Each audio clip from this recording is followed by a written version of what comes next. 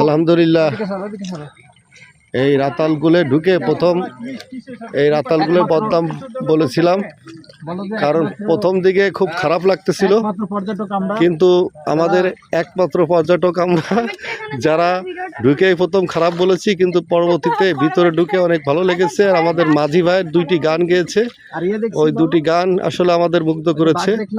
আর এই রাতালগুলে যত পর্যটক এই পর্যন্ত আসছে তাদের ভাগ্যে আমার মনে হয় না মেছোবাঘ জুটেছে কিনা।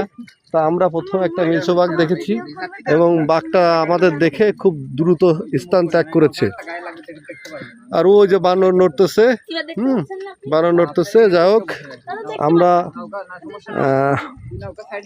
সিলেটে রাতালগুল অনেক সুন্দর একটা পর্যটক কেন্দ্র। আসলে না আসলে বোঝা যাবে না কত সুন্দর আল্লাহর সৃষ্টি। সবাইকে দাওয়াত থাকলো, আপনারা সবাই আসবেন রাতালগুলে এসে এই পর্যটক কেন্দ্র